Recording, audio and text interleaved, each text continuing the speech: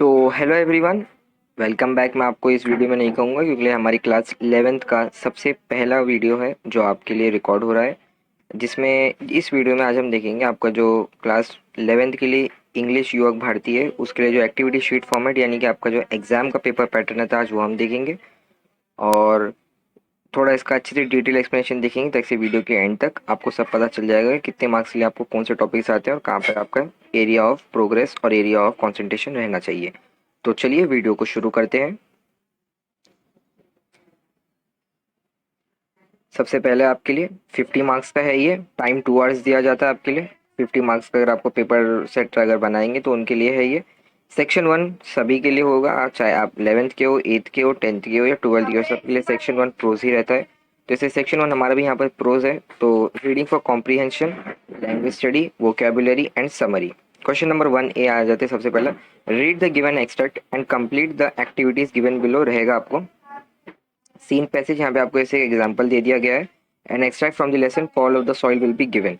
ये तो आप आपका मतलब अगर फाइनल एग्जाम रहेगा तो उसके जिस हिसाब से आपके चैप्टर्स आएंगे या तो अगर आपके जो भी एग्जाम्स रहेंगे उसके अंदर जो चैप्टर्स है वो सब आएंगे आपको, तो आपको उसी के हिसाब से ये आपको सिर्फ एक एग्जाम्पल के लिए दिया गया है, रेफरेंस के लिए। चैप्टर का नाम जरूरी नहीं कि आपको एग्जाम में यही चैप्टर आएगा। ओके, तो ये रहेगा आपका सबसे पहला सीन पैसेज। क्वेश्चन नंबर 1 ए का जो 10 मार्क्स के लिए आएगा, तो A1 रहेगा आपका ग्लोबल अंडरस्टैंडिंग 2 मार्क्स के लिए। A2 रहेगा आपके लिए कॉम्प्लेक्स एंड फैक्चुअल क्वेश्चंस जो रहेगा आपके 2 मार्क्स के लिए। A3 inference, interpretation and analysis. A4 personal response and A5 रहेगा आपका वोकेबुलरी। तो ये है आपका सीन पैसेज का जो क्वेश्चन है वो इसके हिसाब से बेस्ड रहेगा। आप क्वेश्चन नंबर 1 बी के ऊपर आ जाते हैं और वो रहेगा आपको 3 मार्क्स के लिए। लैंग्वेज स्टडी ग्रामर रहेगा आपको। सबसे पहला आपका B1 that is indirect speech, मतलब डायरेक्ट स्पीच में आपको क्वेश्चन दिया हुआ रहेगा, आपको इसको इनडायरेक्ट में कन्वर्ट करना रहेगा, तो वाइस वर्सा भी रह सकता है, ऐसा कोई फिक्स्ड पैटर्न नहीं है बोर्ड का। B2 आपके लिए सिंपल, कंपाउंड और कॉम्प्लेक्स सेंटेंस, मतलब एक सेंटेंस दिया रहेगा इन द फॉर्म, या तो वो आपको सिंपल दिया रहेगा या तो कॉम्प्लेक्स दिया रहेगा, कंपाउंड दिया रहेगा और आपको उसको कन्वर्ट करने के लिए बोलेगा। या तो सेकंड चॉइस आपके लिए ऐसा भी रख सकते हो आप कि आपका जो पेपर सेट अगर सही रहेगा तो फिर वो ऐसा सेट करेगा कि आपको पहचानना रहेगा कि इनमें से कौन सा किस टाइप का सेंटेंस है। क्योंकि 1 मार्क्स के लिए तो ज़्यादातर ऐसे ही क्वेश्चन हो सकते हैं, क्योंकि कॉम्प्लेक्स और कंपाउंड करने के लिए 2 मार्क्स तो चाहिए ही रहता है। B3 पे आ जाते हैं स्पॉट द एरर। यहाँ पे आपको 1 मार्क्स के लिए है। मैं आपसे रिक्वेस्ट करूंगा कि प्लीज़ आप इसको यहाँ पे भी करिए, अपना बेसिक इसमें अच्छे से क्लियर कर लीजिए, क्योंकि यहाँ पे आपको ये 1 मार्क्स के लिए, हिंदी में कुछ मार्क्स के लिए और क्लास 12th में भी आपको बोर्ड एग्जाम में कंपलसरी इसके लिए एक क्वेश्चन आता है, क्वेश्चन नंबर 1 A बी के अंदर ही, और वो भी 1 मार्क्स के लिए रहेगा। और साथ ही में क्लास 12th के अंदर आपका जो हिंदी का जो है पेपर पैटर्न, उसके अंदर आपको ये 4 मार्क्स के लिए आता है। 4 ऑप्शन दिए रहेंगे, 4 में से आपको कोई 2 अटेम्प्ट करना पड़ता है बोर्ड एग्जाम में, एक क्वेश्चन 2 मार्क्स का ही करते हो। तो अगर आप अभी से अगर अपना बेसिक स्पॉट द एरर के अंदर अच्छे से कर लोगे तो मेरे ख्याल से आपको स्कोरिंग 5 to 7 मार्क्स अच्छे खासे मिल सकते हैं 11th और 12th के अंदर। नेक्स्ट क्वेश्चन पे आ जाते हैं, क्वेश्चन नंबर 2। तो क्वेश्चन नंबर 2 है हमारा, read the given extract and complete the activities given below. ये आपका रहेगा unseen passage. Question number 2 A, and unseen extract will be given. Mostly colleges में ऐसा होता है कि मतलब वो लोग क्या करते हैं, मतलब जो 11th में अगर आप हो तो फिर 12th का कोई से एक चैप्टर का आपको एक्सट्रैक्ट उठा के वो लोग ऐसी प्रिंट करके ऐसे दे देते हैं, क्योंकि वो लोग पर्सनली ऐसा कोई मतलब लिखने के लिए नहीं जाते हैं एक्सट्रैक्ट। तो ज़्यादातर आप चाहो तो आप 12th का हमारे चैनल के ऊपर वीडियोस प्रोवाइडेड है, आप उन लोग का एक छोटा सा एक्सप्लेनेशन देख सकते हो, ज़्यादा लंबी लेंथ का वीडियोस वो सब है नहीं। तो चलिए उसमें देख लेते question same as it is, जैसा हमारे क्वेश्चन नंबर 1 A में आया था वैसे 2 A में भी आएगा। तो global understanding 2 marks, complex factual questions 2 marks, inference, interpretation and analysis 2 marks. मतलब ये क्वेश्चन है ना आपके लिए, इन्फरेंस, इंटरप्रिटेशन या एनालिसिस, ये आपको एक पॉइंट दे देगा जो हमारे एक्सट्रैक्ट में दिया हुआ है कि एक्सट्रैक्ट में दिया हुआ है honesty is the best policy. तो A3 में आपको क्या आएगा, लिखा रहेगा honesty is the best policy quotation में, और क्या बोलेगा, इंटरप्रेट करो, इन्फरेंस, आप अपना व्यू बताओ कि आपके हिसाब से इस वर्ड के अंदर क्या होना चाहिए, या तो जस्टिफाई करो अपने पॉइंट ऑफ व्यू को। तो ये ऐसे तरीके के क्वेश्चन आंसर होते हैं। A4 है आपके लिए पर्सनल रिस्पॉन्स क्वेश्चंस, ये तो आप लोग 5th 6th 7th से सब तभी से अटेंड करते आ रहे हो। एंड A5 है आपके लिए वोकेबुलरी क्वेश्चंस जो है आपके 2 मार्क्स के लिए। वो वोकेबुलरी में वो जनरल वोकेबुलरी कुछ भी आपको पूछ सकता है। क्वेश्चन नंबर 2 भी आपके लिए हो जाता है समरी राइटिंग। समरी राइटिंग अगर आपने वीडियो नहीं देखा तो डिस्क्रिप्शन में मैंने प्रोवाइड कर दिया हूँ, डिटेल्ड एक्सप्लेनेशन मैंने आपको समरी राइटिंग का प्रोवाइड किया हूँ, क्या उसमें क्या करना चाहिए, क्या नहीं करना चाहिए, क्या पॉइंट्स को हाईलाइट करना चाहिए, उसका प्रेजेंटेशन कैसा होना चाहिए। और क्लास 11th और क्लास 12 दोनों के लिए ये है, डिस्क्रिप्शन में उसकी लिंक दी हुई है। All writing skills for class 11 and 12, सबसे एंड में उसकी लिंक दी हुई रहेगी। आप प्लीज़ अगर नहीं देखा तो आप उसको प्लीज़ जाके एक बार देख लीजिएगा, उसमें मैंने डिटेल्ड एक्सप्लेनेशन अच्छे से बता दिया है। अगर आप 3 मार्क्स का ये देख लोगे तो आपको मैं गारंटी दिलाता हूँ वो वीडियो देखने के बाद आपका 2 से 2.5 कन्फर्म हो जाएगा समर रेटिंग में, क्योंकि समर रेटिंग में मोस्टली स्टूडेंट्स को कभी भी फुल नहीं मिलता, और खासतौर से ये सब गवर्नमेंट की स्कीम्स रहती है बोर्ड की कि राइटिंग स्किल्स में आप लोगों को कभी फुल मार्क्स नहीं दिया जा सकता, क्योंकि आप देखे होंगे तो चाहे कितने से बड़ा क्यों ना टॉपर हो उसको कभी लैंग्वेजेस में कभी फुल नहीं मिलेगा, भले ही 99 मिल जाए या 49 मिल जाए आउट ऑफ 50, लेकिन 50 ऐसा कभी पूरा दे नहीं सकते वो लोग, क्योंकि बोर्ड की स्कीम के हिसाब से ऐसा रहता है।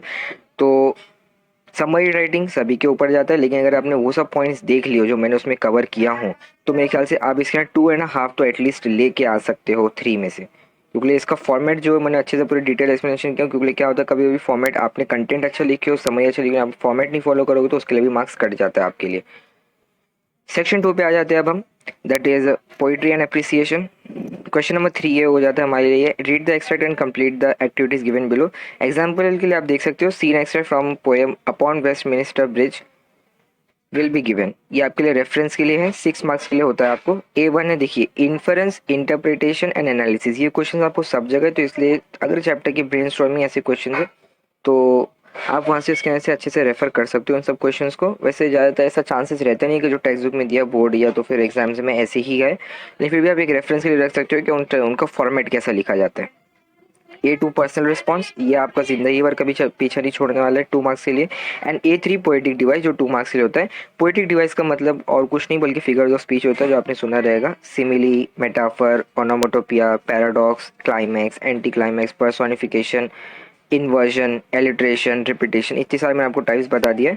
और सो ये सब रहते हैं आपके पोएटिक डिवाइस जो आपको फाइंड करना रहता है पोएट के अंदर से। अगर आप लोग को नहीं पता रहेगा तो मैं डिस्क्रिप्शन में या तो फिर आगे आपके वीडियोस आपके लिए एक अच्छा सा वीडियो रिकॉर्ड कर दूंगा 11th स्टैंडर्ड के लिए, कि जिसके अंदर मैं मैक्सिमम पोएटिक डिवाइसेस कवर कर लूँगा, जो 11th और 12th दोनों में ही आपको काम आएंगे। वैसे आप फिक्र मत कीजिए, चैप्टर कराते हुए मैं आपको बहुत सारे पोएटिक डिवाइसेस इन डिटेल अच्छे से करा दूंगा, और आपको ये स्कोरिंग भी बना दूंगा ये टॉपिक आपके लिए। ओके, तो क्वेश्चन नंबर 3B पे आ जाते हैं, appreciation, seen extract from the poem that is another sky will be given. ये एक पोएम है हमारी सेक्शन 1 के अंदर क्लास 11th के, तो ये एक पोएम रेफरेंस के लिए दिया हुआ है बस सिर्फ आपको, ताकि आपको क्लियर आइडिया मिल सके ये किस किस किस के अंदर क्या क्या से कौन कौन से क्वेश्चंस पूछे जा सकते हैं ऐसा। तो एक पोएम दी हुई रहेगी आपको इंग्लिश के अंदर, आप लोग को ये भला है कि इंग्लिश में पोएम दी रहती है, वरना हिंदी में क्लास 12th बोर्ड एग्जाम में मैं क्लास 12 की बात कर रहा हूँ, क्या इंग्लिश के पेपर के ना आपको अप्रिसिएशन के लिए पोएम प्रोवाइडेड रहता है, लेकिन हिंदी के लिए आपको प्रोवाइडेड नहीं रहता है। तो मेरे ख्याल से क्लास 11 के लिए भी यही सेम फॉलो होगा, वो हम देखेंगे हमारे नेक्स्ट वीडियो जो हमारे हिंदी का अप्रिसिएशन रहेगा क्लास 11th के लिए। तो seen extract from the poem that is another sky will be, 3 marks के लिए आपको अप्रिसिएशन आएगा। और मैं आपसे रिक्वेस्ट करूंगा जो अप्रिसिएशन मैं आपको प्रोवाइड करूंगा, मैं आपके लिए खास तौर से एक सीरीज़ बनाऊंगा, इसमें आपको सिर्फ पर्टिकुलर अप्रिसिएशन मिलेगा, और एक सीरीज़ में आपको सिर्फ क्वेश्चन आंसर्स मिलेंगे हर पोएम्स और चैप्टर से रिलेटेड। तो मैं आपसे रिक्वेस्ट करूंगा कि प्लीज़ मेरे दिए हुए जो अप्रिसिएशन है उन्हीं को लीजिएगा, क्योंकि आप रेफरेंस बुक में जाओगे तो वहाँ पे बहुत बड़े बड़े आपको अप्रिसिएशन मिलेंगे, और लेंदी रहेंगे, टाइम कंज्यूमिंग रहेंगे, और साथ ही में उनमें बहुत डिफिकल्ट वर्ड्स होते हैं। मैंने भी मतलब किया हूँ, लेकिन मैंने सिंप्लीफाइड वे के अंदर और अच्छे से आपको उसमें प्रोवाइड किया हूँ, डिफिकल्ट वर्ड्स का नॉर्मल मीनिंग में ट्रांसलेट करके और काटम कुटी करके मैंने एकदम अच्छे से उसको शॉर्ट एज आपको प्रोवाइड किया है उसके अंदर अच्छे से, और उसमें भाषा भी एकदम अच्छी सिंपल सी यूज है, तो आपको याद करने में भी जमेगा और आपको समझने में भी जमेगा। अगर आप वो रेफर करोगे तो आप इसमें भी 2.5 लेके आ सकते हो out of 3। Section 3 that is writing skills. Question number 4A हो सकता है आपके लिए एक्सपांशन ऑफ आइडियाज, या तो B हो सकता है इंटरव्यू। ये आपके कॉलेज के ऊपर डिपेंड करता है, हर कॉलेज से वेरी होता है, क्योंकि क्लास 11th का जो है वो पेपर फॉर्मेट कभी भी मतलब सब कॉलेज से सेम नहीं होता, क्योंकि क्लास 11th क्या है आपके कॉलेज के अंदर ही उसके पेपर चेक होते हैं, कॉलेज के अंदर ही जो होता है टीचर्स वही चेक करता है, ये पेपर फ्रेम करते हैं। लेकिन क्लास 12th अगर आप बोर्ड की बात आ जाए तो सब कॉलेज को एक ही पैटर्न फॉलो करना पड़ता है जो महाराष्ट्र बोर्ड से। तो आप इसको ही मत लिखी रखिए जो मैं प्रोवाइड कर रहा हूँ, आप अपने टीचर्स के साथ भी इसे एक बार क्लियर कर लीजिएगा कि आपके कॉलेज में एज इट इज़ है या नहीं। आपको क्या हो सकता है, आपको कोई दूसरी राइटिंग स्किल हो सकती है, रिपोर्ट राइटिंग, स्पीच राइटिंग, वो सब, या कंपेयरिंग, तो आप अच्छे से थोड़ा देख लीजिएगा। तो क्वेश्चन नंबर 4A है आपके लिए एक्सपांशन ऑफ आइडियाज 3 मार्क्स के लिए, 3 मार्क्स के लिए। एंड क्वेश्चन नंबर 4B आपके लिए इंटरव्यू, वो भी आपके 4 मार्क्स के लिए, जो मैं आपको अच्छे से पूरा करा दूंगा डिटेल में हमारी जो सीरीज रहेगी, जिसमें मैं खासतौर से आपको राइटिंग स्किल्स के लिए सिखाऊंगा। सेक्शन 4 पे हम आ जाते हैं, that is literally generate drama. आप इसके अंदर देख सकते हो हिस्ट्री ऑफ इंग्लिश ड्रामा रहेगा, राइजिंग ऑफ द मून्स रहेगा। ऐसे 4 चैप्टर ही आपके सेक्शन 4 खासतौर से रहता है। क्लास 12 में same as it is section 4 है, जिसके अंदर आपको नॉवेल्स प्रोवाइडेड है। नॉवल को मतलब आपको पता ही होगा जो बहुत लेंदी रहती है। आप लोग को तो फिर भी मेरे ख्याल से थोड़ा कम है लेंदी, लेकिन क्लास 12 में जैसे आप एक बार जाओगे तो बहुत ज़्यादा हो जाएगा। अगर आपको विषय देखने का तो मैं डिस्क्रिप्शन में उसकी भी लिंक प्रोवाइड कर दूँगा। मैंने क्लास 12 का इंग्लिश और हिंदी ऑलमोस्ट कंप्लीट कर चुका हूँ, तो आप वो सब चैप्टर्स भी जाके एक बार देख सकते हो कि उनको क्या है और आपको क्या है।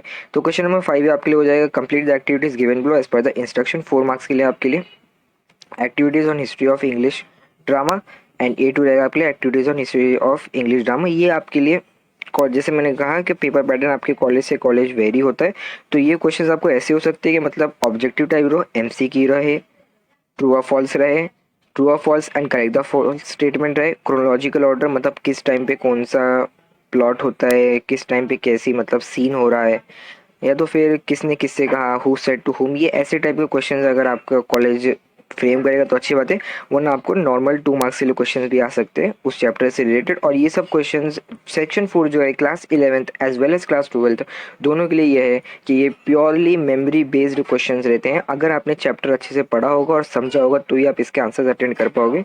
इसके पीछे के जो टेक्स्ट बुक के अंदर के जो आंसर्स है वो आपको ना तो बोर्ड में ना तो 11th में देखने को मिलेंगे मोस्ट ऑफ द केसेस में, क्योंकि ये सब यूनिक चैप्टर्स हैं और इनको बोर्ड की तरफ से खास तौर से रेड इसमें लिखा रहता है कि these are purely memory based questions.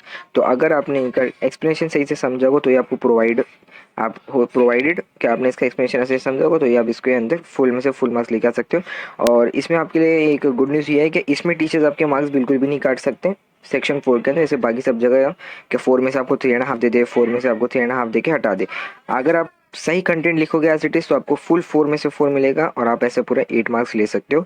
जो मैं आपको अगले अपने वीडियोस में जब मैं आपको सेक्शन 4 कराऊंगा क्लास 11th का इंग्लिश का, तब मैं आपको अच्छे से चैप्टर का डिटेल एक्सप्लेनेशन हिंदी में प्रोवाइडेड कर दूंगा और उसके क्वेश्चन आंसर भी ऐसे प्रोवाइड कर दूंगा। उसके लिए आपको करना पड़ेगा चैनल को सब्सक्राइब और वीडियोज़ को लाइक। बाकी पोर्शन हम आपका जल्द से जल्द कंप्लीट करने की कोशिश करेंगे। 5B पे हम आ जाते हैं, complete the activities given below as per the instructions. B1 हो गया आपके लिए activities on rising on the bone and B2 हो जाएगा activities on rising on the bone, same as it is. देखिए मेरे ख्याल से आपको सिर्फ 2 ही चैप्टर नहीं, आपको 4 चैप्टर है। तो जैसे मैंने कहा कि मतलब जो पेपर पैटर्न है वो हर कॉलेज के हिसाब से वेरी होते रहता है, तो आपको अपने कॉलेज के हिसाब से कंफर्म करना पड़ेगा कि उनको कैसे हो। जैसे खासतौर से ऑटोनोमस कॉलेज जो रहते हैं, मैं उनका नाम नहीं लूँगा अभी फ़िलहाल के लिए, तो वो लोग खासतौर से अपना एक अलग से पेपर पैटर्न बनाते हैं, तो उनका पेपर पैटर्न अलग हो सकता है बाकी एज़ कम्पेयर टू अदर्स से। सो फ्रेंड्स, इस वीडियो में मैंने ट्राई किया हूँ कि आप लोगों को क्लास 11th का जो इंग्लिश युवक भारती है उसका जो एक्टिविटी शीट फॉर्मेट यानी कि आपका जो पेपर पैटर्न है जो जनरल है बोर्ड की तरफ से प्रोवाइडेड, उसके बारे में आपको अच्छे से पूरा डिटेल एक्सप्लेनेशन मैंने प्रोवाइड किया है। और नेक्स्ट वीडियो से आपके जितने भी मतलब सब्जेक्ट्स हैं उन लोग का मैं ट्राई करूँगा ना, मैं ट्राई करूँगा कि उन्हें शॉर्ट्स में अपलोड कर दूँ और बाकी फिर आपका पोर्शन मैं आज ही से शुरू कर दूँ क्लास 11th का इंग्लिश और हिंदी, और उसके बाद मैं आपके लिए PCM भी साथ में लेके आऊँगा। तो वीडियो पर वीडियो को अगर आप अच्छा लगा तो प्लीज़ लाइक कीजिए, और मेरे ख्याल से आप सभी लोग सबसे पहली बार आए हो इस चैनल पे तो प्लीज़ चैनल को सब्सक्राइब कीजिए, अपने बाकी सब फ्रेंड्स के साथ शेयर कीजिए, कॉलेज फ्रेंड्स के साथ शेयर कीजिए और अपना लव एंड सपोर्ट दिखाइए ताकि जिससे हम जल्द से जल्द आपका पोर्शन कंप्लीट करवा सके, क्योंकि हमें इन पैरेलल हमें क्लास 12 के साथ भी बना रहना पड़ रहा है। आपसे पहले हमने क्लास 12 का शुरू किया था, फिर अब हम क्लास 11 पर भी आ चुके हैं। तो ऐसे ही डिटेल वीडियोस के लिए हमारे चैनल को सब्सक्राइब कीजिए, अपने फ्रेंड्स के साथ शेयर कीजिए। कंटेंट अगर अच्छा लगा, आपको लगा कि आज की वीडियो से आपको कुछ इन्फॉर्मेशन अच्छी सी मिली हो प्रोवाइडेड और आपको लग सकता है कि आपको एग्जाम में आपको हेल्प करेगी, तो वीडियो को लाइक कीजिएगा। अगली वीडियो तक के लिए अपना ख्याल रखिए। Goodbye, take care.